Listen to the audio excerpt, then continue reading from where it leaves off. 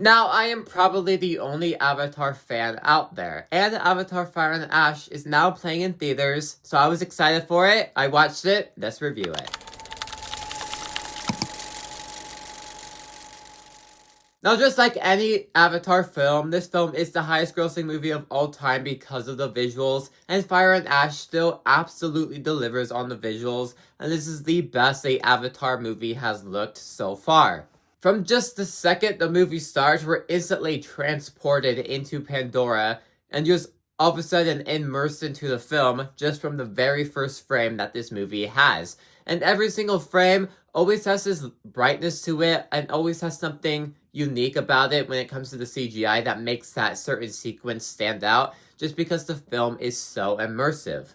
It's thanks to the visuals and just the scope of this movie that you are just transported into the world of Pandora. And depending on how you watch this movie, in theaters, IMAX, 3D, etc., you'll be transported to Pandora in different ways. This movie is made for theaters, and most of that is thanks to the visuals. And on that note too, the scale of this movie is absolutely huge. When that comes to just the visuals being 10 times better, looking 10 times better, and looking 10 times brighter, or just a story having way much more weight behind it and a lot more stakes to it, that by the final act, all these things are happening that you are just glued to your seat, glued to the screen, because all these stakes are so high and you are so immersed in what you are watching. This movie is definitely the most immersive of all the Avatar films, and it's definitely most intense out of all the Avatar films just because of the final act mostly, which leads me to my next point of the action in this film is also the best of this entire trilogy. And most of that is because of the final act, where I'm not spoiling anything, but everything is just 10 times more grand and 10 times more of a big spectacle to watch. All these different stories are tied together. All these different knots are officially just fixing each other. So then the action then becomes immersed in this world of all these stakes. Everything I previously mentioned that I liked about this movie so far is basically all combined for the action to work as well as it does in the final act. Like I mentioned earlier, I am one of the only Avatar fans, and ever since the first movie, I connected to the main characters, and that followed with their kids in the second one. So this third one, we kind of expanded more on their character arcs, expanded more of these characters. So when a lot more of these emotional moments need to happen, a lot more of these gut-wrenching moments, you feel it a lot more. Because you are so connected to these characters based on this trilogy, if you are an Avatar fan, you are connected to these characters. So, when certain moments do happen, when certain moments do play off, I was hoping certain things would not go down a certain way because I was invested in these characters, and that's what makes this trilogy so good to me. And we have 3 Avatar films. We officially have a trilogy of Avatar films. James Cameron has always talked about how he could end this franchise with just the third one and not make 4 and 5. And you can definitely 100% feel that in this movie, because if you told me that this was the last Avatar movie that we are getting, I would 100% believe you, which I will bring that up later on. But this film just feels like it's the last installment, just because of the action in the final act, just because of the way certain characters play out. Everything feels like it's wrapped up, and there's no more stories to tell, which, again, I'll bring this up later, but what exactly are we doing with 4 and 5? I don't know, but I'll dive into most of that later.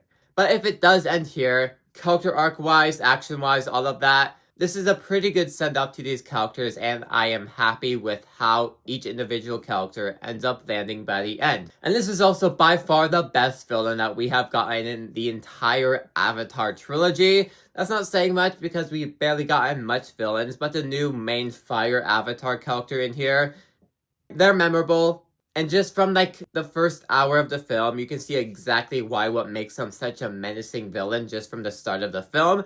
And it hooks you in right away. So then throughout the entire film, you're very intrigued by what this villain is. And speaking of being hooked in the first hour, this movie almost never really slows down. There's always something happening because it moves at such a rapid pace. It moves at a fast pace that the first hour of the movie completely flies by because these characters are in a situation where you are completely invested in what's happening. Same thing with the final act. That hour completely flies by because you are so invested in what you're seeing on screen. This movie just moves at a rapid pace sometimes because there's all these different story beats they're telling, a lot of different moments that hook you in really well, and this movie does have a pretty nice pace to it. With that said though, I did come off disappointed with this film.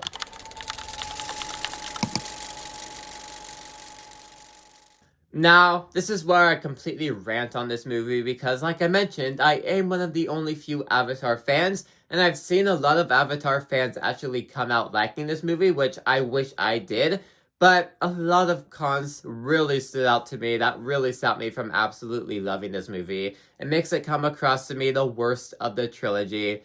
Not like it's bad, it's just very weak, disappointingly. So, with that said, first off, the movie feels rushed and chopped together. I did just mention how the movie runs at a rapid pace where you're hooked in the first hour and the last hour. Well, part of that is because it focuses on one story, but then when we get to the middle portion of this movie, it feels like we combined Avatar 4 and 5 storylines together, along with 3, and all of a sudden, James Cameron wanted to end this entire franchise in 3 movies, so he rushed everything in the 3rd film.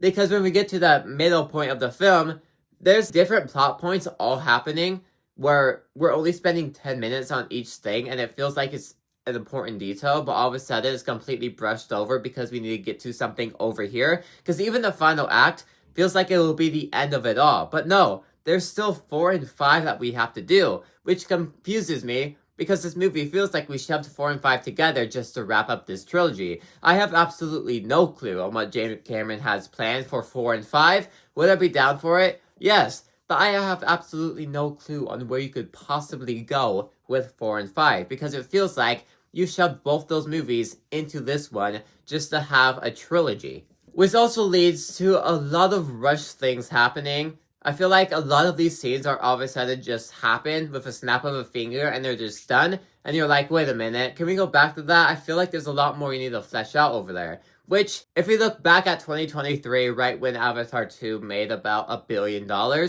James Cameron did say they had filmed Avatar 3 and they were sending a 9-hour cut of the film to the VFX artists to work on until they decide how they want the film to be cut. They just wanted the entire thing to actually look like Avatar. You could actually feel a lot of those cuts in this movie, which is my point of it feels like 4 and 5 combined together. Just because this movie has so much stuff happening in it that all of it just becomes convoluted real fast, especially in the middle of the film, where there's just all these different plot points that we're rushing through, and most of it feels like it would be the finale if there were still 2 films afterwards. But no, because this film wraps up as if there's nothing afterwards. And the pacing of this movie. Especially that middle act, as I've been repeatedly mentioned, but this is by far James Cameron's slowest film. Almost 3.5 hours long, and for James Cameron, he always makes 3 hours completely fly by. Well, that's not really the case with Avatar 3, because there are so many different stuff happening all at the same time. It just feels like we're rushing through all these different stuff, so it feels like the movie's running at a faster pace than it actually is. So when we do get to the halfway point, all of it just feels extremely slow, and you're kind of waiting for it to end until the final act. This is by far James Cameron's slowest film, which is very disappointing. By the halfway point, a little afterwards before the final act, I was just waiting for this movie to finish. Thankfully, the final act picked up and I really got back into it, but everything before that was really slow and I was just done with the film. From a big Avatar fan, I feel like this movie came off as just anticlimactic. There was a great story, it delivered on everything I wanted it to deliver from an Avatar fan, but my expectations for the film were very high, and it came off disappointing just because this film was very poorly put together. It just felt like a new plot point happened every 10 minutes, and we're really just pushing all this stuff together. I don't know why he rushed it as much as he did. Which will probably help the complaint of characters make very weird decisions in here that I feel like were completely out of character, and come off completely nowhere as if there was no setup to it at all. Part of that is the pacing, where all of a sudden, these characters are doing something where it feels like, hold on, did I miss something? Did I fall asleep over here? What happened? So I feel like there's a lot of moments like that where the movie is just quickly flashing that stuff in your face, just to get that point across, but then quickly moves on to the next scene, so a lot of these character decisions are extremely out of place just because we missed some very crucial evidence over here. And this next complaint is really just a preference for me. I don't really know if it comes across for everyone else, but I watched this film in 3D. The first Avatar film and James Cameron film that I've ever watched in 3D. James Cameron makes his film for 3D, the Avatar movies are made for 3D, so of course I wanted to watch it in 3D, and the way Avatar 2 was hyped up in 3D, I was very excited to check out Avatar 3 in 3D. But I came off very disappointed. I feel like the 3D effect was not used the way I thought it was going to be used, and just felt like I had glasses on for 3 hours with a very minor change in how it looked. And in my perspective, it didn't really come off as anything too spectacular that you had to watch the movie in 3D in. And that very heavily disappointed me because I was very much looking forward to watch this film in 3D. And for that to be the main takeaway of disappointment for me, it's just not that great. And also wearing glasses like that for 3.5 hours does hurt your eyes after a while. And like I said, since I don't think the 3D effect was used to its full capacity, I didn't really like the way 3D was used. I'm curious to see if people agree with me there. Is that just a me thing, or do you guys think Avatar 3 in 3D was actually very weak compared to the other installments? I am very curious.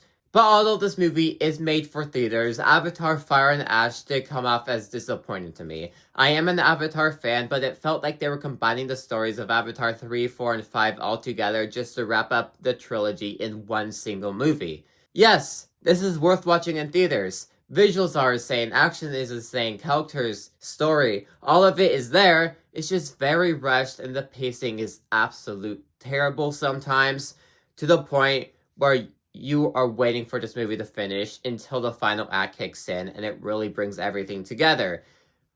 It's rushed, it's chopped together, characters make weird decisions.